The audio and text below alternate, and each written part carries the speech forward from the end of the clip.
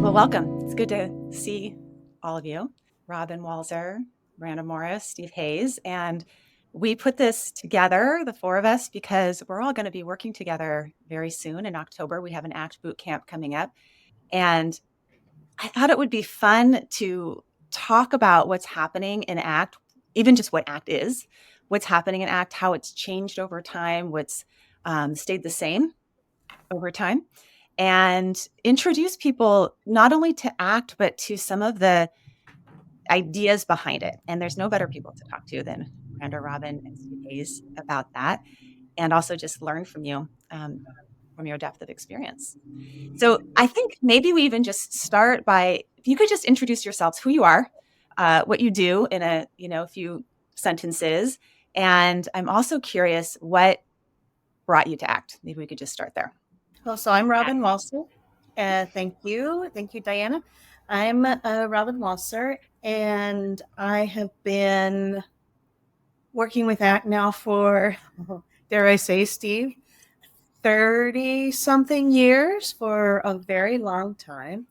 And I've been focused in the area of trauma and the therapeutic relationship. So I'd say those are probably my top two spaces. I came to ACT, interestingly enough, accidentally. I didn't even know who Steve Hayes was when I came to the University of Nevada, Reno. I do remember, though, him interviewing me for coming to graduate school, and one of his questions was, "What is a thought?" Which sort of blew me out of the water. And I was like, oh, thankfully enough, I had just done some reading on dualism and monism and thinking about the environment. And I guess I gave a good enough answer and attended a workshop in 1991 that changed my life. And so thank you, Steve. I think that is what got me interested. And I've been doing ACT ever since, joyfully doing ACT ever since. And now I'll pass it over. workshops. I was going to say, lead workshops that change people's lives. You're in Brazil right now doing just that. Yeah, very cool. Yeah, thank you. Happy to join you from Brazil. And should I pass it over to Miranda? All right. Thank you, Robin. So my name is Miranda Morris. I am a psychologist in Bethesda, Maryland, which is right outside of Washington, D.C. And I'm a co-founder of a group practice there that does all ACT and contextual behavior therapies. We're pretty intense about that. And I also teach ACT to clinicians and to students and to anyone who will listen. I'm pretty passionate about disseminating the model.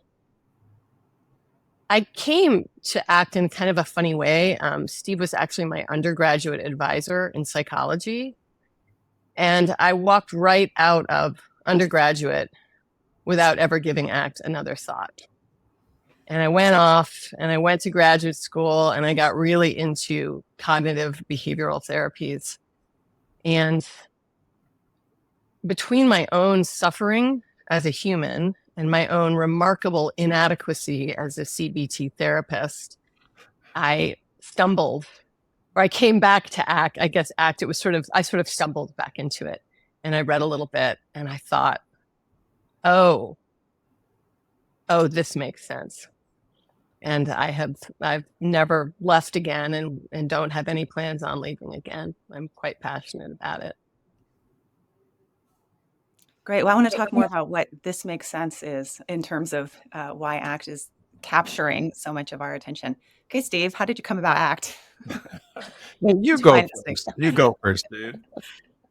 Okay, well, all roads, I guess, sort of travel back to Steve, but also to Kelly Wilson, who was one of the co-founders of ACT. And he came to my graduate school. I was in a very CBT-based program at University of Colorado at Boulder. I had recently withdrawn from graduate school because I had relapsed into a nasty eating disorder and had gone back and had kept it all hidden.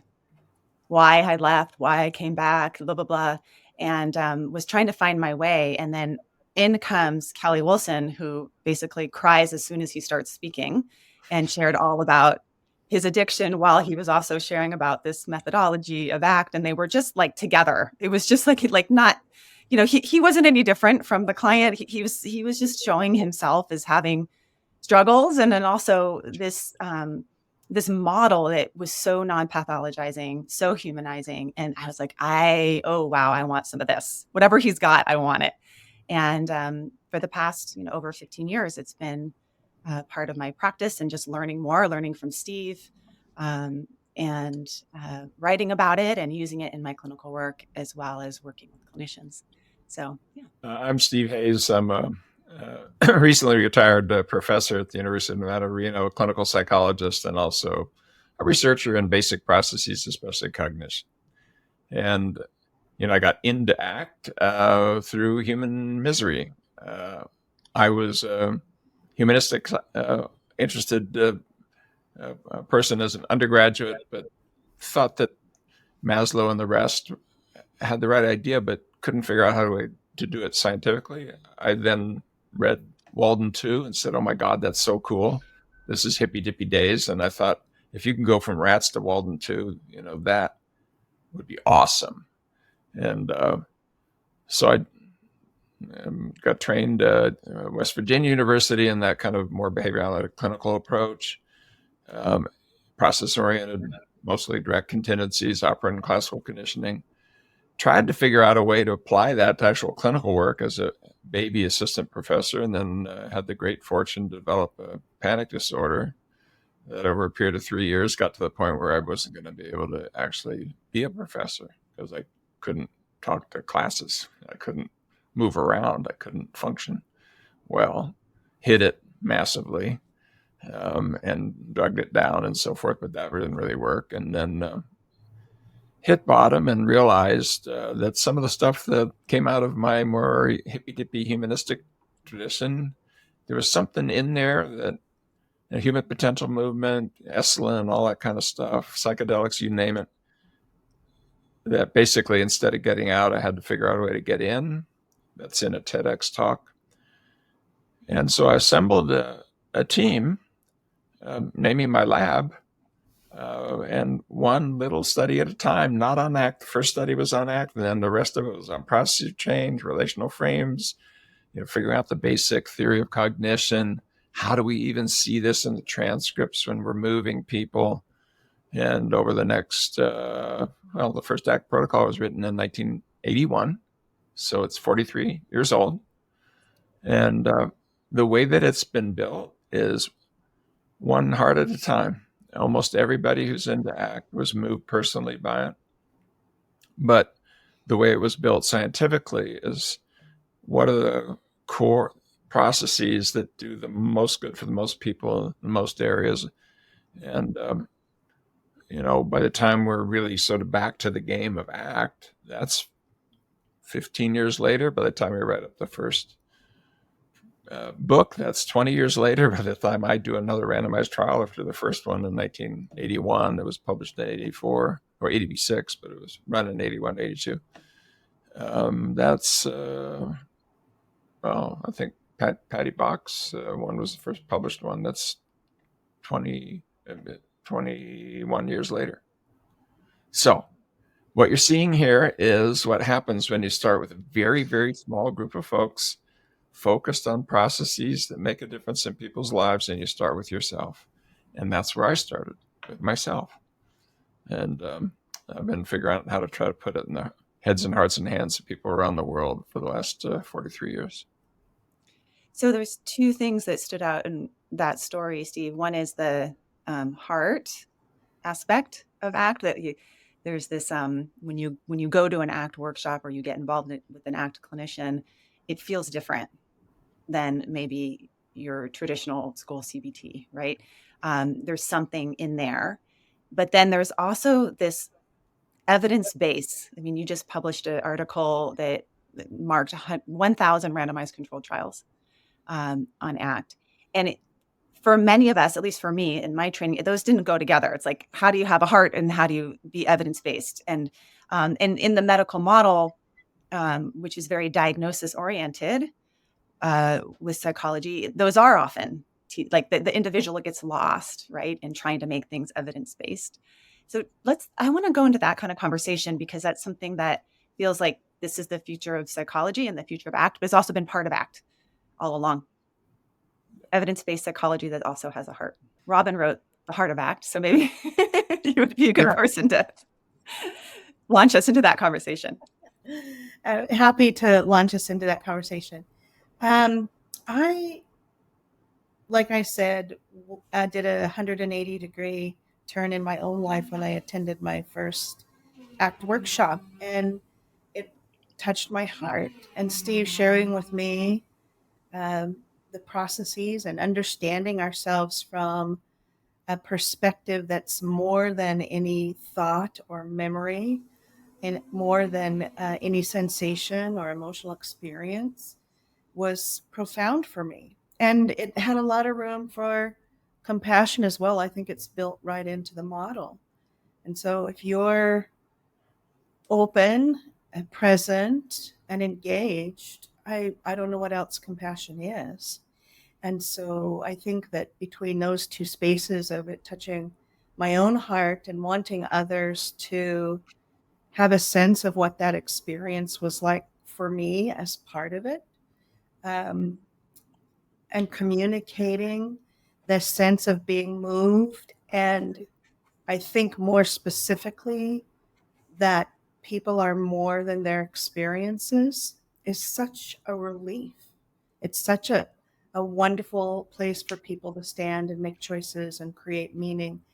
And I think that's where the heart is in that space of seeing each other as whole, no matter your history, and are relating to each other in a way that is compassionate and open. And so I want to communicate that to others. And I think the science has come along fine. And I know we might get into this a little bit more. I do agree with Steve that randomized controlled trials are problematic, and that being inside the VA, we try to, that's one of my jobs. We pigeonhole people into these diagnostic places that just don't fit. We need to change the way we think about our science and our approach to understanding human beings, and really see the person sitting across from us and relate to that person that's sitting across from us in a way that they find meaningful and powerful. And so I guess just to wind up, I would say I find the heart in being moved and understanding that I'm more than my experience, and in understanding that others are the same and we can relate to each other in that fashion in the service of meaning. Steve, I know you're chomping at the bit to talk about this one. I am. But anyone else want to jump in before? I won't do a long rant, but I do have the heart for this question. Mm-hmm. You know, I don't think I can. Yeah. I'm old enough to remember when evidence-based therapy had nothing to do with the DSM. I'm that old. What did it have to do with? Each person one at a time being unpacked in terms of processes. We call it functional analysis. Coming up with measures that weren't even all fancy-dancy scales and stuff. It would be like, what do you want to do? I mean, behavior therapy used to do things like you would set your goals and we'd measure not whether or not you accomplished them. What a concept. So, and then a change happened. Part trying to bring in cognition, I don't know how to do it, but then at that very same moment, the feds start saying, we ain't giving you any money unless you genuflect in front of the DSM. And all of a sudden, my behavioral heroes who were saying functional analysis, and it has problems. It wasn't adequate. Are saying DSM. I go, what? I mean, my DSM heroes. is the Diagnostic Statistical Manual that diagnoses people, puts them in categories of like major depressive disorder, generalized anxiety disorder, all of that. Okay, sorry. Yeah, it was there, but it was not attended to because it was so driven by analytic theory and it wasn't very good scientifically. And, a change was made. Let's just focus on what you see and what people complain of, period. Put them in a cluster. And maybe then we figure out where did it come from? How do we make it different? And why? How did it develop? Etiology, course, response to treatment, or the fancy dancy names. But just knowing why is there a problem? How does it develop over time, and why does it develop that way, and what can we do about it, and why does that change it? Well, now 40, 50 years later, after spending billions, it hasn't helped us answer that.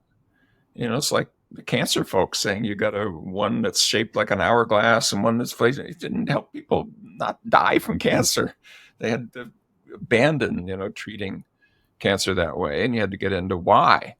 Well, randomized trials and all of that is needed to get into systems of care. I'm proud that we have 1,000 of them, but I'm a gazillion times more proud that we have a model of why change happens that is the best in the world.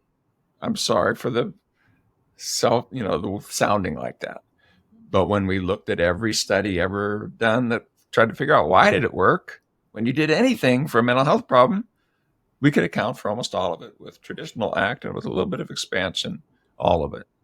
But the early idea of evidence-based therapy is, what do you need? Drawing on these processes, which was what the first 10, 11, 12, 15 years of the lab was about. We were out there running around with randomized trials. Now that we've earned our way in, the model actually works, and people are recognizing it. By golly, being open, aware, actively engaged in life, and scaling it to your relationships, taking care of your body, accounts for almost everything we know about how change happens. Well, to me, that means it's time for us to go back to the beginning, and let's figure out a way to get around this DSMization of human suffering that we're teaching our kids, you have this disorder and that disorder, and it's just nonsense. And instead, figure out a way to do a science of the heart. How do we dig into the complexity of a particular person or couple and take what we know about how change happens and put it into the betweenness in therapy, but not just that, into self-help and into coaching and into your diversity training and anywhere that it goes, because no, we can't afford to change the world with a bunch of PhD therapists. It's not possible. Do the math. It's not possible. You're done. And too many people are suffering. So we got to figure out a way to square that circle. And I think that's what we're going to try to do at this boot camp, is really, really push hard on, okay, what does that say about what evidence-based therapy even should be? And it's very, very different than these categories. It's something more like, let's really focus on what you need and bring it. So one of my first experiences of that was when I left graduate school, where all my training was in DSM. I could list off things like, what is double depression? You have, then it was called dysthymia and major depressive disorder at the same time. Or what is schizoaffective disorder, and the difference between schizoaffective disorder versus having bipolar disorder and, whatever, schizophrenia, right? All these categories. And then I went to a counseling center, and my first client that comes in is first generation college student, roommate that's too loud, trying to make it to their classes on time, right? And I couldn't put them in I don't even know where to put this, right? And someone at the counseling center said, well, have you heard about V codes and Z codes? Which I had not heard about. V codes and Z codes were things like problems with housing and relationship issues with your partner. And I'm like, well, gosh, these V codes and Z codes are like lifesavers for me. And all those NOSs, all the not otherwise specified. But what ACT is doing, and what process-based therapy is doing, is taking those and blowing them up to actually looking at, okay, if you have problems in your housing or problems with your partner, what are the processes that are going on there that they sort of are transdiagnostic, go across many diagnoses. So let's talk a little bit about those. When we've been using the word process multiple times, and Miranda's going to hate me for passing this question to her, but all right, Miranda, process. How do you define a process? In your words, you don't have to do the ACT definition, the process-based therapy, but how do you define a process? How do you think about processes with your clients? And I'll think I'm taking it from that lens. The way that I talk to my clients, who are often arriving with, I have this anxiety diagnosis, or I have this OCD diagnosis, or depression or trauma. What I try to sort of work to orient them towards is, okay, maybe that label is helpful. Maybe it's not. What we're going to work on in therapy is we're going to look at the ways in which you show up to the circumstances of your life, right? Do you move towards hard things? Do you move away from hard things? Do you spend a lot of time in your head, sort of thinking in a way that removes you from what's actually available in your life, right? So the thinking, or being in your head a lot, sometimes I'll label for them as, getting hooked or getting fused. We have different words for that.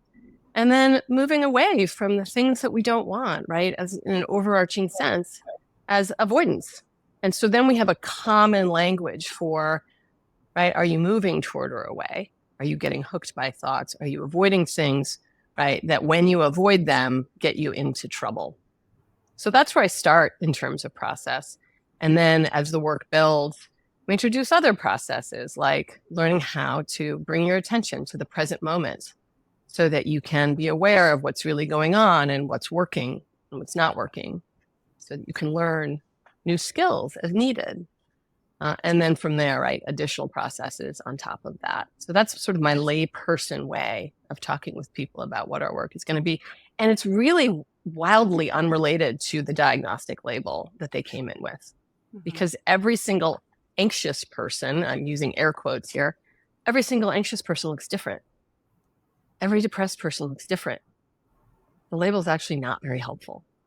But the processes, those are helpful. What are you doing? What could you be doing differently?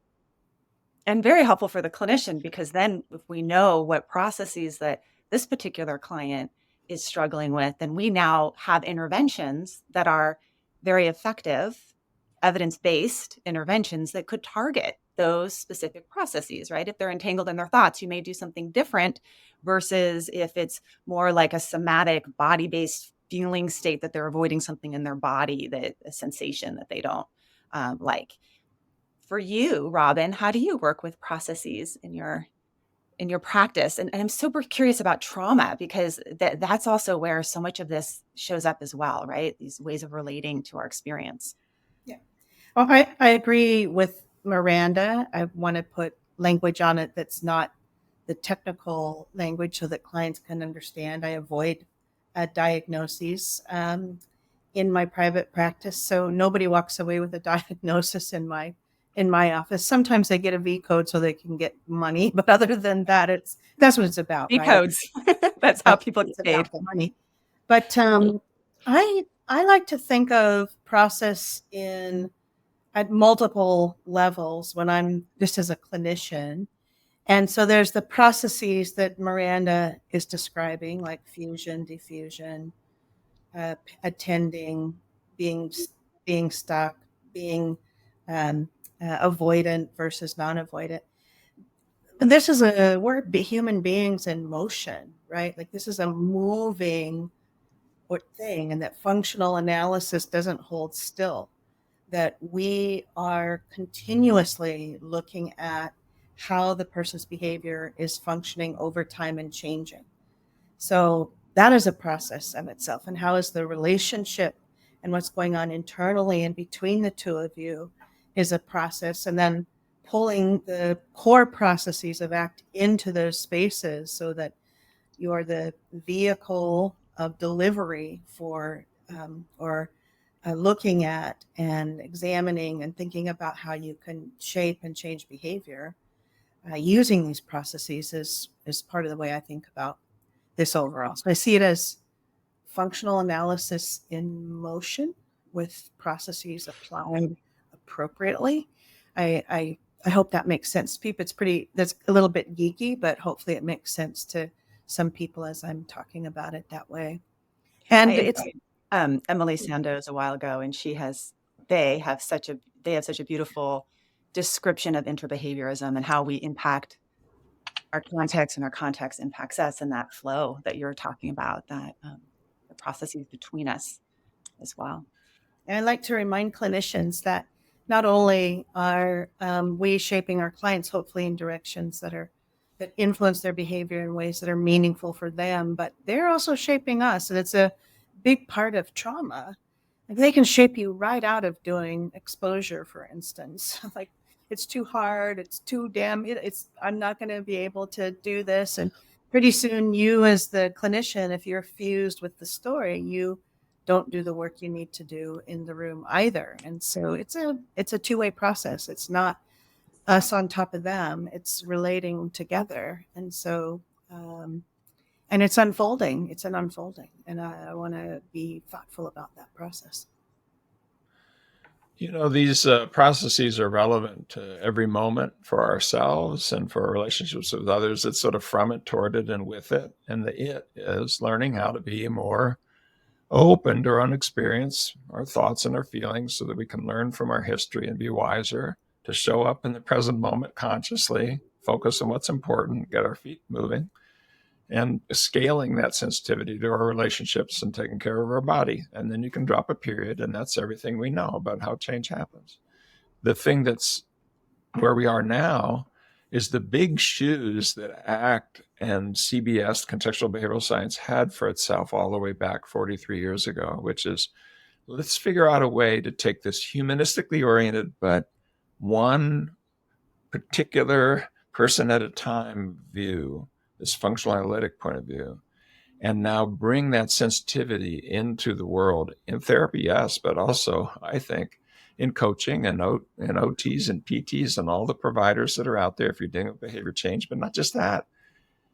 Folks who are just reading a self-help book, but that's if you're running a business or teaching your kids, or it turns out those processes we now know, that's those 1,000 RCTs, but even more important, those several hundred analyses of processes, go everywhere you want to go. You want to do a better job of, exercise, or winning a gold medal in the Olympics, or running a business, or dealing with a cancer diagnosis, or, it's not the same methods, but it's the same processes, because that's how change happens. That's how humans work. So we had as an aspiration trying to dig down to the smallest set of things that do the most good for most people one at a time. We now have to deal with our success. It sounds self-aggrandizing to say it that way, but look, some of the active opponents of ACT, for example, are now writing sentences like Paul Sakovsky's. I now quote him a lot because he's an old curmudgeon, and Paul and I have been arguing forever. Psychological flexibility explains not just how CBT works, but all effective psychotherapies. That's a direct quote. The war was fought, and we dug down and found pretty robust. Now, is it, the end all and be all? No. And you got to expand a little bit to bring in processes we know about that are not exactly ACT-y, but they still fit the over spirit. But now what does that mean? Well, I think what it means is we have to take responsibility for its implications for the world, for everybody. It has implications for everybody who's breathing and moving around. It does. And it has implications for how we do science, how we think about ourselves, etc. Now, that's a hard go, because it means new measures, new methods, new science, it needs differences in how we even interact with the culture and so forth. And we're just a little corner of the world. People are not, anxiously listening for our answers. They're doing their thing out there. But when I look at where the world is going, I think I get a sense of, number one, the world needs it. Number two, the world of science is about to catch up, because I see lots of indications that people have realized that top-down normative categories never did apply to people. They just didn't. You're the smart one, you're the dumb one.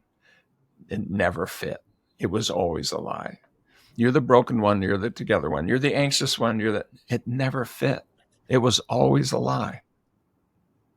And now that we have the ability maybe to fill our big shoes, come on in, bring your ideas. You don't have to check your ideas at the door. Bring your concepts in, but look at how they fit into learning how to be more open, aware, and actively engaged in a life worth living that extends to your relationships and taking care of your body.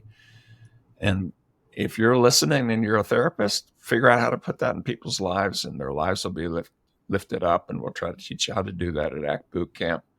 And what ACT looks like then is much broader, in the sense of, we're not just trying to say only the methods we came up with, only the little exercises we invented. No, the ones that you came up with, that you invented, as long as they, instigate, model, and support being open, aware, and actively engaged in a life worth living, extending it to others and your body.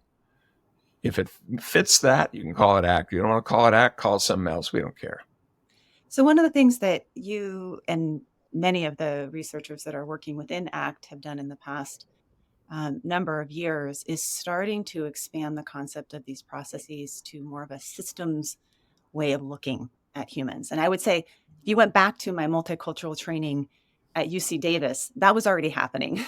Go to a counseling center, leave your clinical psychology, go to a counseling center, and they're already thinking about systems. They're thinking about things like social cultural impacts, environmental impacts, what's happening in this person's body.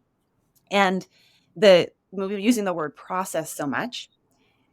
And all of these processes that we're talking about are sort of like what's happening in the inner world. So the way what I would work with a client is sort of like what's happening in your inner world. How are you relating to your thoughts? How are you relating to your emotions? How are you relating to your sense of self? How are you relating to your attention? Do you have flexible attention, or is it over focused on something where you can't quite gather it together? And then how are you behaving in the world, right? That these are I might have missed one if I did. You can fill me in which one I missed. Oh, and your motivation. What motivates you, right? So these are the ways in which in your inner world for an individual, how are you relating to things?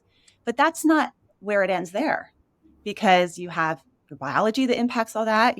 How I relate to my emotions changes depending on what week I'm in my cycle. Right? It changes based on whether or not I just had the flu, how much sleep I got last night, and how much caffeine or sugar or whatever substances that is your choice, you're eaten or not eaten or consumed, right? So all of it is impacted by your biology. It's impacted by what's happening in your social world, and it's impacted by your environment. And that's where I get really excited, because now we have these core processes that are so foundational, all this good research. But now we can actually also start to see the individual in context. And I want to talk a little bit about that, because this is also what we're going to be doing in this ACT workshop. We're going to be taking ACT, but we're taking ACT to the next level. So even if you've already learned ACT, now you get to learn this like really cool, like next advancement that's really going to shape our future understanding of human beings and how they can flourish. Let's talk about the expansion of ACT. Process-based therapy is what it's called. Well, part of it is they have the behavior analytic background. The CBT folks have worked with the behavior analysts, but some of them, they've figured out a way to begin to work together a little bit. And ACT has some of that social extension quality that people worry about, with a lot of poor folks, a lot of differences in terms of, so it fits Brazilian culture in a very, very, and its history in psychology in a very interesting and powerful. CBT just it falls so short when you have things like poverty. Exactly. What are we going to do here? Dysfunctional thoughts. I mean, yeah. Catastrophizing. And plus, the history of psychology in Brazil. People like Fred Keller, B.F. Skinner's right-hand person, was there and, came up with the PSI, personalized system of instruction there, had a big impact on the people at USP, the main, at the time, University of Sao Paulo, and Carolina Borges, some of the really monsters in science. So it resonates so deeply with cultural and historical traditions. Well, I think, maybe Steve and Miranda and yourself, Diana, might want to add to this, but I see ACT has always been a process-based intervention. It's never not been a process-based intervention. And so I want to help folks connect to that it's not something different. It's been a process-based intervention from the beginning. And that if you're doing good functional analysis, if you're really understanding behavior and context, then you are taking into account the individual's environment. I mean, Steve, from the very, very beginning of my training with you, that was drilled in and made sense that, learning doesn't occur in a vacuum, and that the context that you're in matters.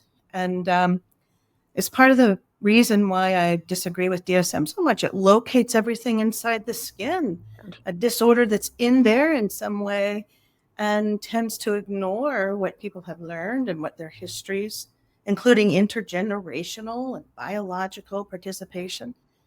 You've always said that biology participates, Steve. You've never not said that. That's always been part of the model. And so I know that there's some changes coming in terms of how we think about, bringing in people to look at an idiographic nature of behavior and expanding in a few places just to make it more evident. But that's how I see it. And like opening, like bringing something that I think, Steve, you've been saying all along, more into the vision of the world of people using acceptance and commitment therapy. Is that a fair statement? Oh, for sure. I used to say ACT is evidence-based therapy for people who hate evidence-based therapy. And the difference is that we've grown into our big shoes, and now we have a very different view of what evidence-based therapy should be. And then you say, well, should we avoid our social responsibility and just say, yeah, well, why do we stick with what we know? I'd say no. We need to figure out a way to put some of the meta, some of what's been in there from the beginning, up our game, do an even better job of measuring, analyzing, so that what's left behind in terms of evidence-based therapy really empowers this in-context way. But it's not just validating. Can I give an example of something that has happened recently that really I went like, wow, this is important? Geis Janssen has worked with me on this PsychFlex app and MindGrapher, which is the data collection app underneath it. And he's been struggling, and I'm not saying anything he doesn't say publicly. And he was doing kind of a network analysis using one of our tools of what leads to what. And he took it to a biochemist and said, here's what I think's going on. Like he was feeling lethargic, etc. And she looked at it and said, oh my God, you got to go to the hospital. Why? Well, because when he was looking at the functional analysis in this way, he had a thing where when wonderful things happened, he started to get dizzy. I presented this at Worldcon and I shared it with 300 people, mostly ACT people, and said, what would you do? And nobody saw what the biochemist saw. And when he went to the hospital, sure enough, he had a measure of a real horrible form of C. diff. You've heard about C. diff, that bacteria that eats dopamine in your gut and then eats through your intestinal walls to spill your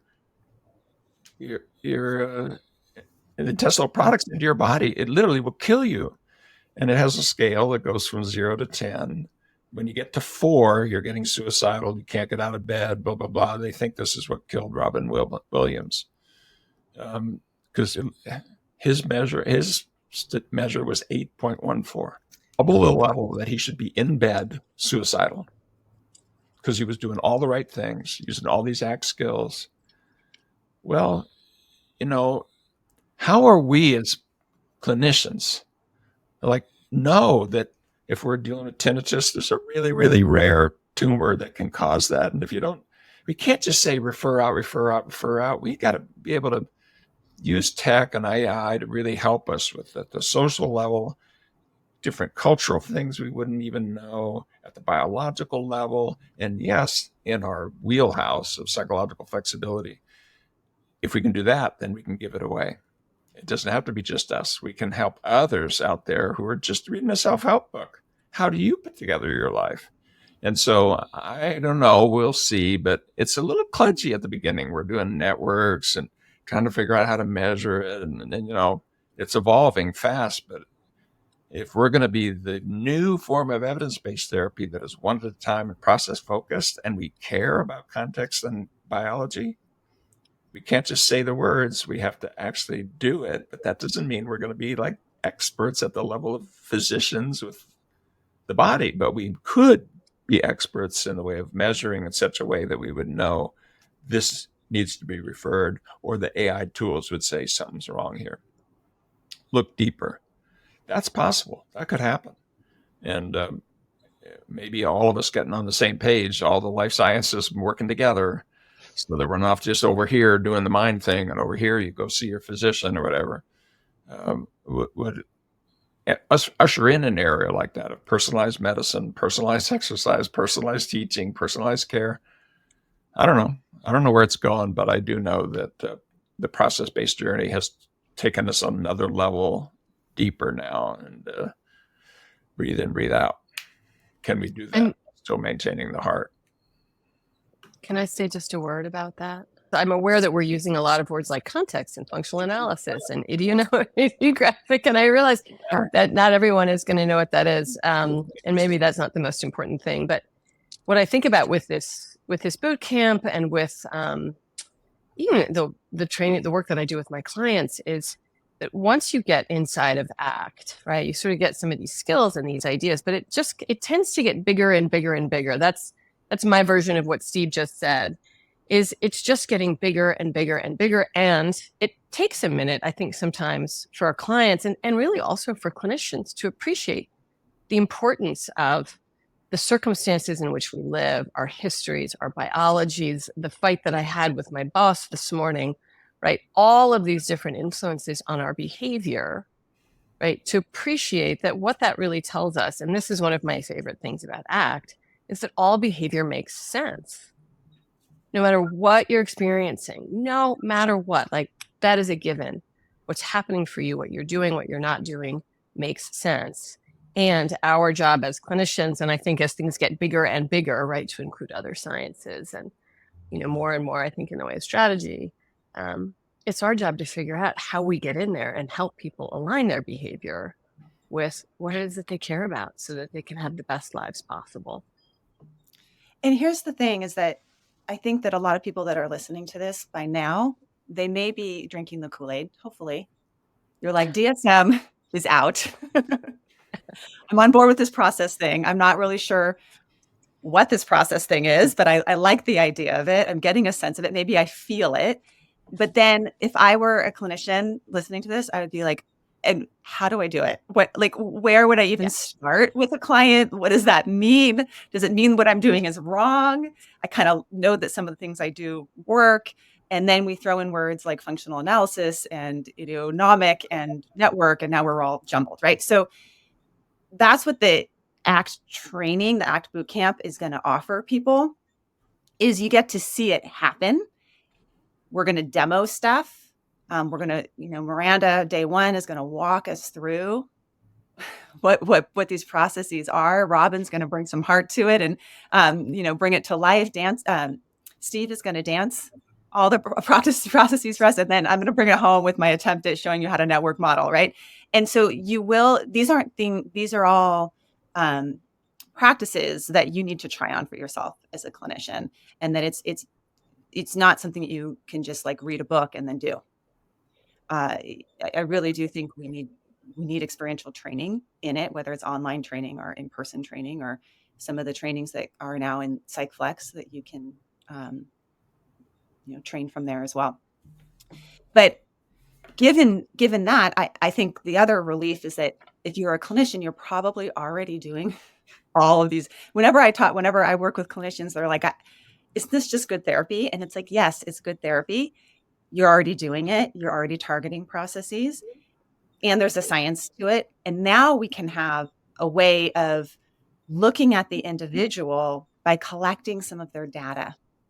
And I think a lot of people are afraid of artificial intelligence. I was actually just interviewed by a podcast called The Anxious Achiever about anxiety about artificial intelligence.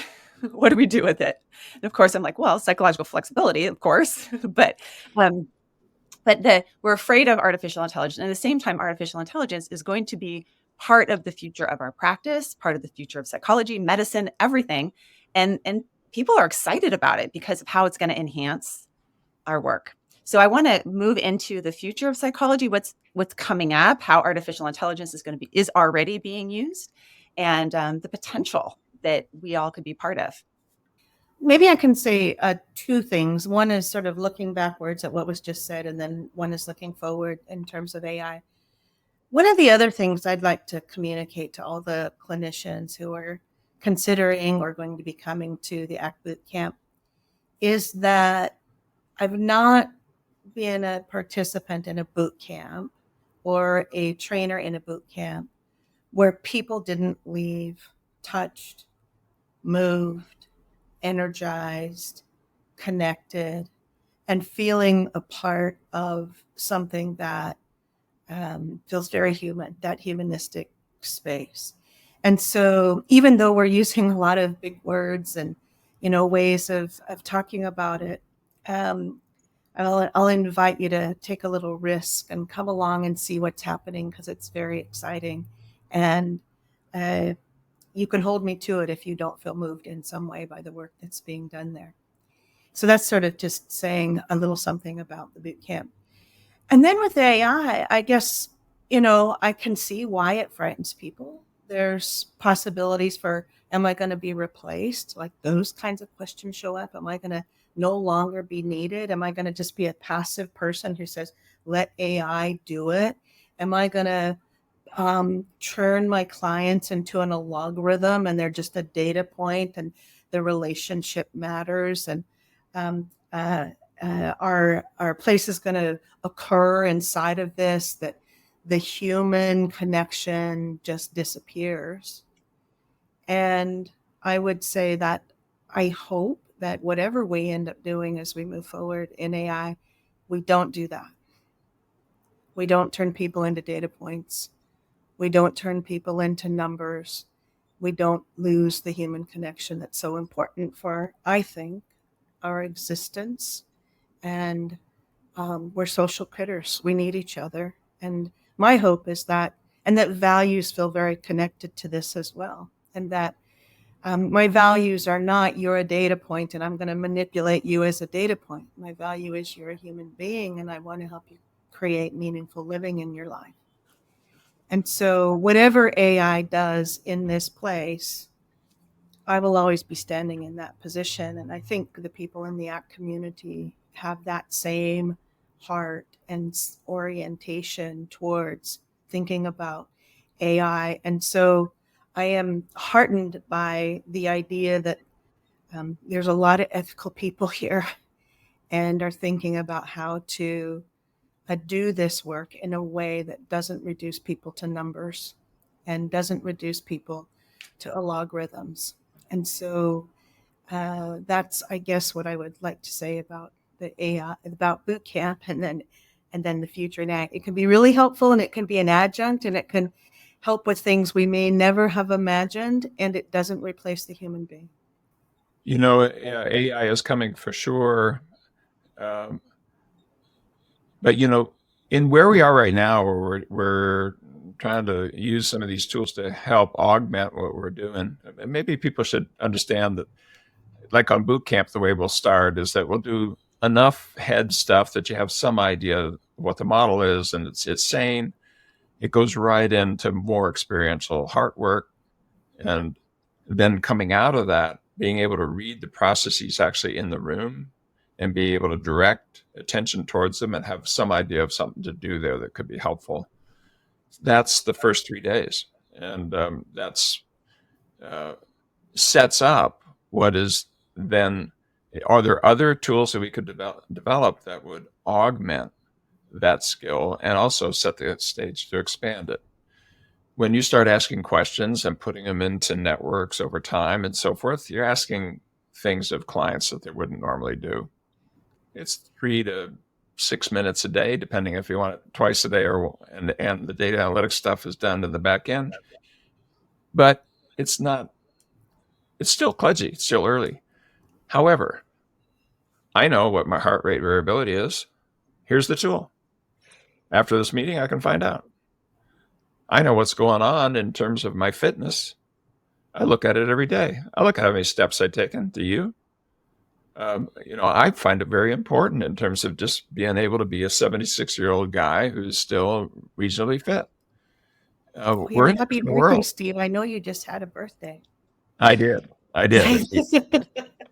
Nice. Let me just give you an example. When we were doing a thing at Buenos Aires and talking about AI, we curated a large language model to take transcripts from therapy and then look at the underlying yearnings that were linked to the psychological flexibility processes and give some feedback to me, looking at my transcript, did I make any errors? So was I going too far, etc.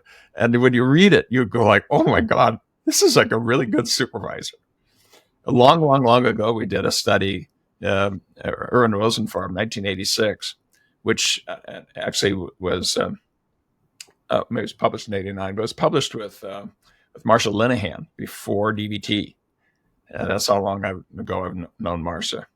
And what we found is when we're working with social skills, if you shape them by giving people feedback, you're doing a good job, they would then generalize to new situations. If we said, and come up with the rules about why, or we gave rules about why, like you looked at the person when you were talking to them, then it didn't generalize. It had a big impact on ACT training because we just started focusing on how can we get people shaped to be able to read the situation in a spidey sense way. And how can we do this to get the therapists to do it? And can we actually shape those skills in our clinical work? Well, I think we're headed towards a time where we can get some help from AI as to are we doing a good job of that? We're not very far away from, if you want to, click yes, and in a privacy protected way, it'll listen in on everything, every word you say, and score it as to whether or not those processes are going up, down, or it won't require any assessment work on your own part. It'll just follow you around, look at your emotions, etc. We can fit it through. Now, would we want to do that? I don't know. Same thing with therapy. We could flip it on, listen to this session, and by the time you're saying, I'll see you next week at the door, a report will come up about what processes were targeted, how well you targeted them, did they move, as indicated by the total event of what the person said, how they said it, what the paralinguistic cues are, what their facial expressions were. This is the new world that's coming, gang. And could it be dystopian? Yes. Could it be awesome in shaping skills? Yes. Here's the thing. On top of it, before it gets on top of us. Yeah. So here's the thing. I want to go back to your Apple Watch, which is tracking your steps. Here's where AI is helpful. There are people who have that Apple Watch who track their steps that walk in circles in their living room to get to 10,000 steps. Is that helpful to them in terms of their health? There's also some research on people whose steps are 10,000 steps, but they're just maybe at the front of the classroom, kind of like, walking from here to here to here to here, little tiny steps that they're just walking about because they're a teacher and they're on their feet all day and they're in one. Is that helpful steps? Or is it the steps that are outdoors when they're walking in nature with their dog and they're with their friend? Are those helpful steps? It's not the 10,000 steps. Just like it's not necessarily the mindfulness intervention or the self-compassion intervention. It's really individualized to the context of the person, how those 10,000 steps are being applied or used. So I feel that's what I get excited about with AI and some of these kind of like in the moment trackers, because we're looking at a lot of different variables, individualized to you, processes. We know that something like exercise, walking more is great for lots of different reasons, but there's a whole context to that. And so that's where I think the individualized psychologist, like individualized medicine, is already on top of this. And it's understandable we all have concerns. Yeah, no. I think it'd be, and I was thinking about, Steve, I don't know if you remember this, but I was going to do a dissertation on the ACT processes. And I was going to look at all those videos that we recorded when I was in graduate school. And I was making a coding book. And about a year in, I said, screw this. I am going to be here for 10 years. If I do this dissertation like this, it's going to take me forever.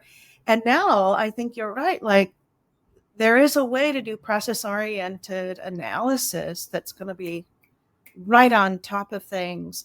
And I can think of the utility of that in supervision and training. Like, that could be pretty amazing when I think about the possibilities there, and, understanding how I can't do what AI can do in an hour. It'd take me 10 years to do. So I think there's some good stuff coming in that area. And I know that we're going to stay on top of not turning humans into numbers. The thing you said about the individuality that's one thing we've discovered when we've gone in these new statistical methods. Most of what clinicians learn from the science, that says, here's what it should look like, shows you a smooth curve, what the group did, shows you what the standard deviation is, a significant and so on, is really distorting what you actually see clinically, hugely distorting it. And every clinician knows that, and they wonder why, and they kind of hide it from their supervisor, that they actually sort of can't just do what they were trained in graduate school, et cetera. It turns out some of these are built into our statistics, because the statistics are lying to the researchers too. It's following out the formula, but the formula was built on these kind of finding the one model that fits all people. Well, that doesn't make sense. People are different. When I say, open, aware, and actively engaged, and extended relationship fit to your body, that doesn't mean it's like dominoes. It's a complex system. It all fits together. And so, for example, those 1,000 steps, context, purpose, all fits together. You pick any of the flexibility processes, and now that we're looking at it one person at a time, if you said, is this helpful? Here's would be my answer. It depends. And so what does it depend on? It depends on how it all fits together. And we're trying to do that clinically, sometimes without adequate knowledge about the biological side. For example, we just don't have the technical training and nobody knows how to fit it all together. I gave you a concrete example. And by the way, that horrible C. diff he now no longer has in his gut, and it's made a huge difference. So that was a success story. Thank God, because it could have really been almost lethal if it wasn't detected. But so we're going to need some help from AI, I think, to get better and better of knowing what this particular person, couple, family, organization needs. And that will shape up, hopefully, our sense so that we can actually be better, even in the instant movements that are happening in therapy. That can happen too. And the initial steps are a little kludgy because it sounds like the message is, everybody's different so much that you can't even model it. But we're finding now, I don't want to do a full thing, but the 30-second one, where we identified a subgroup of folks for whom values doesn't necessarily go with feeling great. And I've said, what are these, just workaholics? What is it? Turns out it's a small group. It's about 1 out of 10, 1 out of 15. We've replicated it now. No, these are people, they are lifted up. They don't know how to be happy, but they really, a values journey for them is more eudaimonia. They don't expect it to have a big emotional impact. In fact, when things get stressful, they get more focused on their values. They know how to be happy, but they're different than a lot of folks who expect, if I do what's really important, I'm going to feel a lot better quickly. And yeah, a metaphor I use, it's like Horton Hears a Who, where you've got big ears and there's a tiny group living on a dust speck and nobody else believes it's there. We're now developing analytic tools that, by golly, there's people in Whoville. And when you go the way with our traditional stats, they disappear. They just become a narrator. So the big message, I think, the takeaway is let's begin to use modern AI to do what we always wanted to do from the beginning, which is have a science that would help us dig down to this particular person. And a head, heart, and hands. You come in with a heart, you need the technical concepts, you need to have the skills, but you don't want to use science to overwhelm the human experience. We want to use it to empower the human experience. So we're still the evidence-based therapy for people who hate evidence-based therapy, but we're changing what evidence-based therapy even means. I want that bumper sticker. Maybe that's the title of a next book. Here we go. Good title of the book. So for people that want to sign up for the ACT Bootcamp, they want to take that big step, big plunge. We used to call that door in the face, motivational. Do the door in the face, big plunge. You can sign up. I'll have a link in the show notes. And for those that want to take smaller steps, you can check out the PsychFlex app, because in there, Miranda, do you have stuff in there? I know Robin has stuff in there, right? Yep. The trainings. Steve has, there's ways to start to get some of this training, through the app interface, as well as through looking more into the data analysis. That's still being developed, but you can actually start tracking your clients using that app and looking at these processes in your clients' lives, how they're showing up, and do some statistical analyses on that, which is fun to do as well. So those are two places that people can go. But I also want to hear from all of you. Where would you, books, online resources, podcasts, where do you send people that are interested in learning more about ACT? Where are your go-tos? Oh, there are so many great options. I tend to start actually with books for lay people, right? Because I think that that's the most kind of accessible way of understanding the processes. Oh, and Steve, you may have heard of a book called A Liberated Mind, which is right behind you, which Steve wrote, and it's really lovely. It's very sophisticated for a self-help book, right? This doesn't read like for, it doesn't read like the average self-help book, but it gives a really great overview of the principles in ACT. And my clients, by and large, right, have come back and clients and clinicians, right, come back and say, oh, okay, now I get it. And then we can go from there to see what we're going to layer on top of that, be you clinician or client. I still think one of my favorite books, and I don't say this because I'm an author on it, but I love Learning ACT. I think that book is just really good.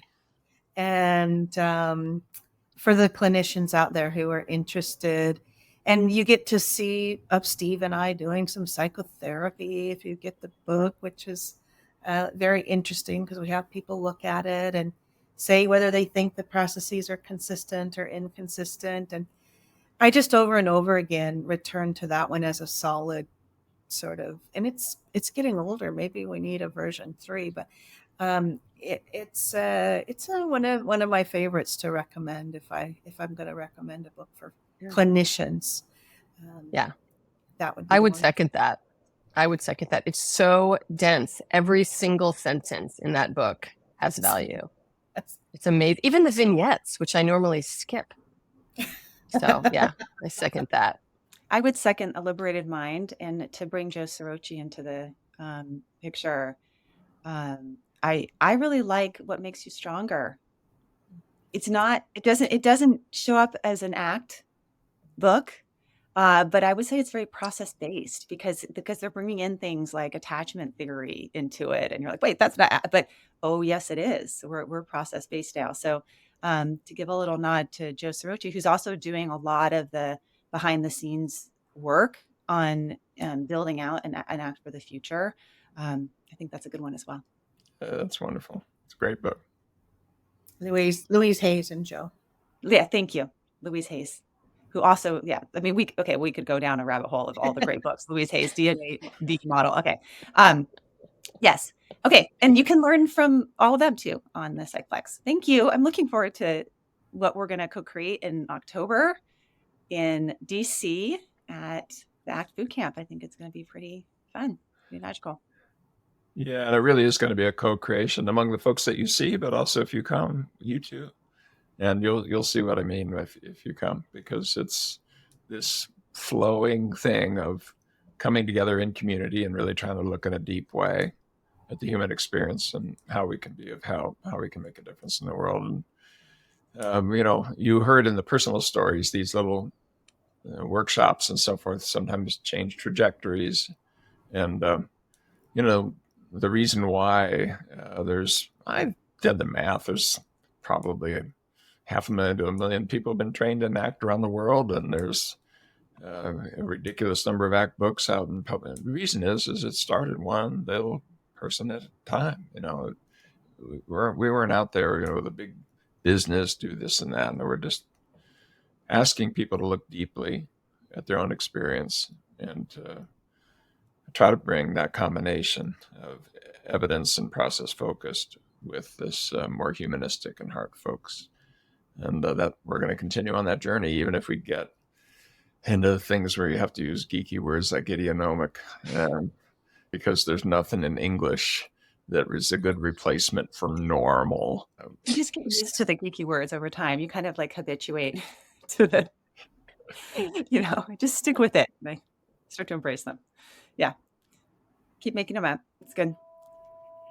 Thank you, everybody.